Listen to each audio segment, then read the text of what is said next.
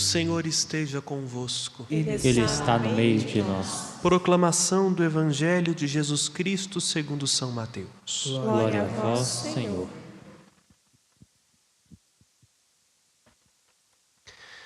Naquele tempo, enquanto subia para Jerusalém, Jesus tomou os 12 discípulos à parte e durante a caminhada disse-lhes: Eis que estamos subindo para Jerusalém, e o Filho do Homem será entregue aos sumos sacerdotes e aos mestres da lei.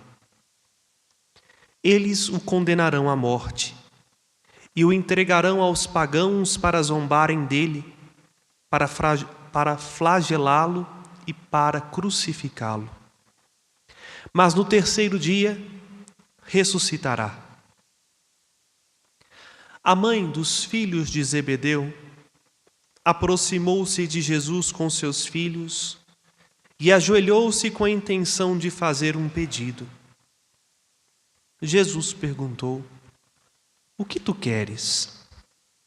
Ela respondeu: Manda que estes meus 2 filhos se sentem no teu reino, um à tua direita e o outro à tua esquerda. Jesus então respondeu-lhes: Não sabeis o que estáis pedindo? Por um acaso podeis beber o cálice que eu vou beber? Eles responderam: Podemos. Então Jesus lhes disse: De fato, vós bebereis do meu cálice, mas não depende de mim conceder o lugar à minha direita ou à minha esquerda. Meu Pai é quem dará esses lugares para aqueles os quais ele preparou. Quando os outros 10 ficaram sabendo, ficaram irritados com os 2 irmãos. Jesus, porém, chamou-os e disse: Vós sabeis que os chefes das nações têm poder sobre elas e os grandes as oprimem. Entre vós não deverá ser assim. Quem quiser tornar-se grande, torne-se o vosso servidor. Quem quiser ser o primeiro, seja o vosso servo. Pois o Filho do Homem não veio para ser servido, mas para servir e para dar a sua vida como resgate em favor de muitos. Palavra da salvação. Glória a vós, Senhor.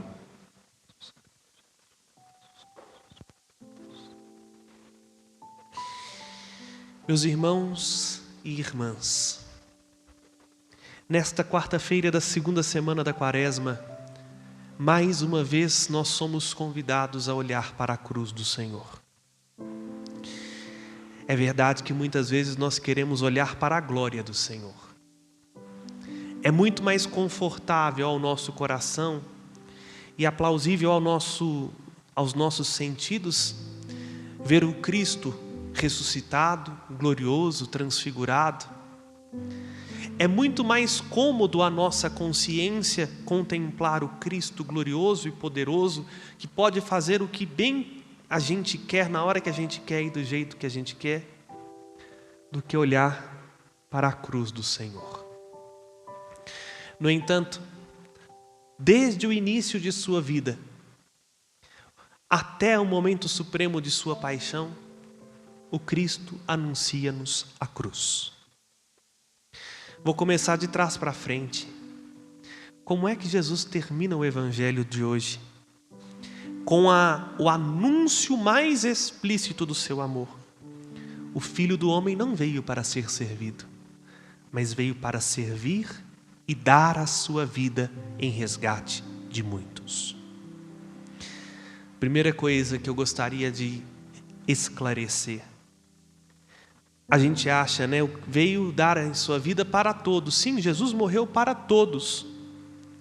Mas infelizmente o resgate não é de todos. Não porque ele escolhe alguns em detrimento de outros. A vida ofertada do Cristo a todos só tem valor quando esta vida reverbera na minha vida. E aí nós não precisamos de muito esforço para entender. Nem todos estão dispostos a acolher a vida e a paixão de Jesus na própria vida. Se a gente não acolhe a paixão de Jesus como a nossa paixão, primeira coisa que eu preciso esclarecer aqui, né, nesse sentido, nessa frase, é porque a gente perdeu o sentido da palavra paixão. A gente acha que paixão é um amor avassalador que toma conta de nós. Não, esse amor avassalador que toma conta do coração de algumas pessoas só é chamado de paixão porque passio em latim significa sofrimento. E quem está apaixonado sofre. Não consegue pensar em outra coisa senão no objeto do seu amor. A paixão é o sofrimento de nosso Senhor Jesus Cristo. Quem não está disposto a tomar como seu sofrimento os sofrimentos de Jesus, não participará do resgate que o Cristo fez na cruz. E aí não é uma escolha determinada. Insisto, não é predeterminação e nem é eleição de alguns, mas é um ato profundo da liberdade de cada ser humano. Se eu quero te dar um presente e o Senhor não quer receber, o que eu posso fazer? Guardar o presente para mim. Não é verdade? Nós não somos forçados a aproximar-nos da cruz de Jesus. A qualquer momento da sua vida e da minha vida, eu posso olhar para a cruz de Jesus e dizer assim, é um escândalo, não quero isso para a minha vida. E Ele, por amor, nos respeita. Agora, fora da cruz do Senhor, nós vamos carregar cruzes muito mais pesadas e que vão nos roubando energia, vitalidade, saúde, tempo. E ao final, um profundo vazio, porque muitos já fizeram esta experiência de carregar pesadas cruzes em prol de si mesmos e no leito de morte olhar para si e ver do que adiantou tudo isso que eu fiz. Para que tanto esforço, se nesta cruz não estava o Redentor? Quando Jesus nos anuncia a cruz, não é para nos escandalizar. Ele nos anuncia um caminho para nos salvar. E como seremos salvos?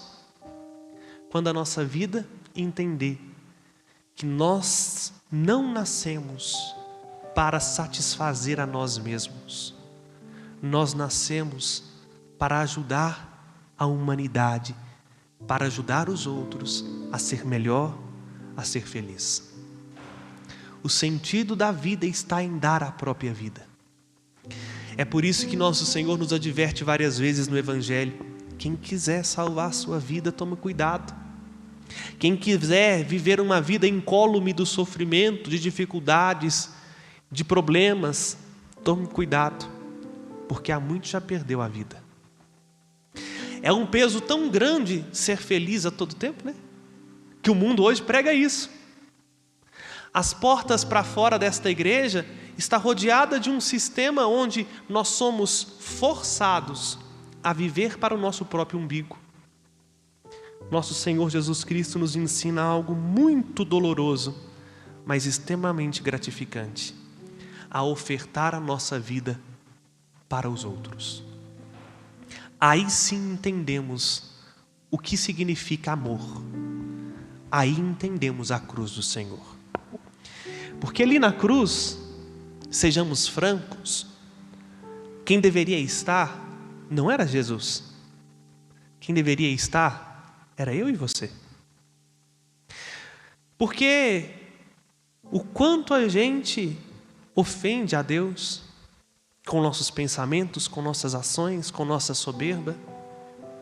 Se olharmos com sinceridade, e olha, a primeira leitura de segunda-feira está reverberando no meu coração até hoje. A gente vai dizer a mesma coisa que o profeta Daniel disse segunda-feira: Senhor, temos pecado, temos praticado a injustiça e a impiedade, temos sido rebeldes, afastando-nos de Tua palavra e não dando ouvido à Tua lei. A Ti, Senhor, convém a justiça e a nós a vergonha. É verdade. Quanto mais consciência nós tomamos do quanto nós fazemos sem Deus, mais a gente percebe que quem deveria receber o castigo era eu. Talvez você. Mas quem recebeu no meu lugar foi o Senhor. Quem morreu no lugar? No Antigo Testamento havia uma prescrição normativa da lei muito clara. Desviar-se da lei de Deus era aproximar-se da morte. Tanto é que nós ouvimos logo após a quarta-feira de cinzas, quando um pecador se desvia da lei e morre, é por causa da lei que ele morre ou é por causa da sua conduta? Porque de fato, determinados pecados e determinadas infrações traziam como consequência a pena de morte. Vejam, por exemplo, o caso do adultério, que ainda vamos ouvir nesta quaresma, a mulher que foi pega em flagrante adultério. Qual era a pena? O apedrejamento. Por causa do seu pecado, ela receberia a morte. Aquele que está crucificado nunca se afastou da lei de Deus. Nele não se conhece pecado. E foi ele que morreu. No lugar do pecador, morreu o justo. E Jesus fala isso, meus irmãos e irmãs, não para nos dar um remorso, mas para que a gente, acolhendo o seu amor, transborde amor no mundo. Agora, infelizmente, a coisa não mudou muito não. Olha que interessante. Pela terceira vez, Jesus vai dizer que ele vai ser entregue, condenado, morto, mas ressuscitará. Agora, ao terminar de dizer isso, brota a mãe de dois dos discípulos de Jesus, a mãe de João e Tiago, esposa de Zebedeu, prostra aos pés de Jesus e pede: Senhor, quando o Senhor entrar no seu reino, deixa que um dos meus filhos se sente à sua direita e o outro se sente à sua esquerda. O Evangelho diz que Jesus diz: você não sabe o que você está pedindo. E olha para os discípulos e pergunta para os discípulos: por um acaso vocês podem beber o cálice que eu vou beber? Que cálice é esse? Não é o cálice que nós vamos receber daqui a pouco, que o Senhor nos deu na última ceia. O mesmo cálice que Jesus diz aqui é aquele cálice que ele vai falar lá no horto, algumas horas antes de ser entregue nas mãos dos judeus. Pai, se possível, afasta de mim este cálice. Qual o cálice? O cálice da paixão. Jesus pergunta: vocês por um acaso estão dispostos a beber isso? E olha, nós como os discípulos continuamos dizendo da boca para fora: estamos. E Jesus responde: então vocês beberão. Mas entendam uma coisa: vão beber desse cálice não para ocupar um lugar de honra e distinção. Vão beber desse cálice porque estão dispostos a me amar até as últimas consequências. A lógica do Evangelho não é a lógica da grandeza. Alguém que é maior do que alguém, outro que tem mais poder do que outro. A lógica do Evangelho é a lógica da pequenez. Se não quisermos ser pequenos, não nos aproximemos da cruz do Senhor. E isso contraria-nos muito. Porque nós, igreja, ainda não entendemos o Evangelho de nosso Senhor Jesus Cristo. Desculpe-me, preciso denunciar e anunciar, porque não sou sacerdote para mim mesmo. A minha função é salvar almas, não é cuidar dos bens patrimoniais da igreja. E triste ver, meus irmãos e irmãs, que ainda hoje, dentro das nossas igrejas, ao invés de optarmos pela cruz, começamos a fazer conchavos políticos para ganhar dinheiro, para ser grande, para ocupar um cargo e uma posição. Olha, nem vou falar do povo de Deus não, porque essa baixaria também está entre o povo de Deus. Quando começa uma picuinha, um me diz uma fofocaiada nas nossas paróquias para ocupar a coordenação de A ou B. Mas acontece ainda de modo mais explícito no clero. Por causa da função, um quer ser maior do que o outro, um quer um título maior do que o outro, outro quer ser bispo, outro quer ser cardeal, tem uns que querem ser papa e acha que isso aí, esses degraus acima na hierarquia, é uma função muito bonita. Nada. Costumo dizer que na igreja, pelo menos para nós clérigos, não existe promoção. Quanto mais se sobe na hierarquia, mais é necessário dar a vida. Menos tempo para si você tem, e mais você é exigido a morrer por causa de Cristo. Só que muitos não entendem isso. Muitos querem o poder, porque afinal das contas, como é bonito ser bispo, né? Por exemplo, fora os paramentos, aquela coisa pomposa, né? Que nos mostra a dignidade sacerdotal. Toda a igreja está sob as minhas ordens. Tenho padres, tenho leigos, uma palavra minha vira quase que um decreto. Como é bonito estar próximo de quem tem poder, eu tenho influência, eu tenho fama. Mas a nossa função é uma só: dar a vida. Se nós não entendemos o nosso serviço como um anúncio da cruz de nosso Senhor Jesus Cristo, nós não entendemos a nossa função na igreja. Em primeiro lugar, falo para mim, se eu não entendo que o meu sacerdócio é para pregar Cristo e Cristo crucificado, que eu tenha a coragem de chegar para o arcebispo e dizer assim: tira o meu uso de ordem, porque eu não sirvo para ser padre, eu sou um impostor. A gente precisa entender o anúncio da cruz do Senhor.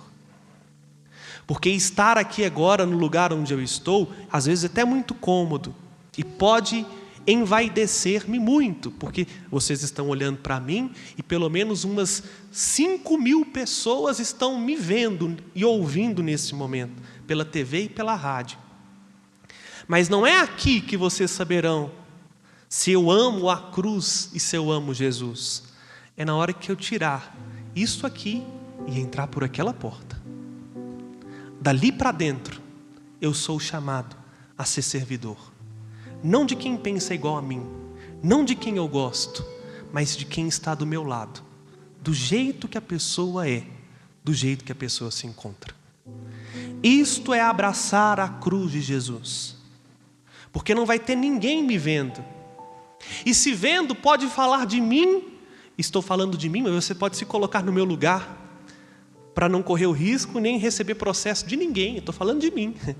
Pode correr o risco das pessoas olharem para mim e falarem a mesma coisa que falaram do Cristo crucificado. Quem passava na rua de Jerusalém e visse uma cena daquela falaria o quê? É um vagabundo, um ladrão, morreu e merece a cruz mesmo. Que morra e morra depressa. Mas a verdade, somente 2 pessoas sabiam: o Pai e o Filho. A mais ninguém. Assumir o mistério da cruz de Jesus é entender que a nossa vida é vivida entre 2 olhares, entre o seu olhar e o olhar de Deus, e mais ninguém. E se o seu olhar estiver fixo no olhar do Senhor, dane-se o julgamento dos outros.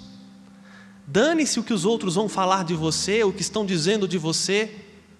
O importante é que você se abaixe para que o Cristo apareça. Aí, pouco nos importa se vamos estar sentados à direita, à esquerda ou lá no último lugar, como diz Santa Teresinha. O importante é estarmos com Ele. Porque se estivermos com Cristo, teremos tudo. Se tivermos a Ele, ganhamos a vida. Por isso, meus irmãos e irmãs, que esta quaresma nos ajude a entender que não somos cristãos para ganhar honra, fama ou poder. Somos cristãos para amar a Deus e amá-lo no outro. Aí sim. Aí nós vamos saber lidar com tudo que acontece na nossa vida, de bom ou de mal, ao ponto da gente poder dizer como São Paulo: sei viver na riqueza, sei viver na pobreza, sei viver na abundância e sei viver na penúria. porque o nosso coração não está colocado nas coisas do mundo, nem precisa do olhar do outro para validar aquilo que eu faço ou deixo de fazer. O nosso coração estará alicerçado numa rocha firme. E Jesus já disse: quem constrói a sua casa sobre a rocha, vem a chuva, vem as enchentes, o vento sopra e a casa permanece de pé. Não porque o tijolo é bom, mas porque o alicerce é firme. Lembre-se disso. Permaneceremos de pé não porque a gente é feito de uma coisa muito boa ou temos valores como colunas, porque muita gente tem uma estrutura muito melhor do que a nossa e há muito tempo já desmoronou. Permaneceremos de pé se edificarmos a nossa rocha em Jesus. E aí, termino dizendo aquilo que nós vamos proclamar solenemente. É tão bonita a liturgia da igreja, eu me encanto cada vez que eu tenho a oportunidade de celebrar. Porque na Quinta-feira Santa vai entrar solenemente nas nossas igrejas, ou deveria entrar solenemente nas nossas igrejas, tal como pede o turíbulo à frente, a cruz do Senhor, enquanto a igreja cantará: a nossa glória é a cruz de nosso Senhor Jesus Cristo. Aí é a nossa glória. Não uma vã glória, isto é, uma glória passageira. A nossa glória é a cruz. Porque se soubermos morrer com Cristo na cruz, saberemos viver o tempo presente e viveremos com Ele eternamente no céu. Não nos iludamos, meus irmãos e irmãs, com aquilo que nós adquirimos ou com aquilo que nós construímos. Pelo contrário, escolhamos olhar para a cruz do Senhor. E se há algo na minha ou na sua vida que não cabe na cruz de Jesus, não tenha medo de abrir mão. Não tenha medo de perder.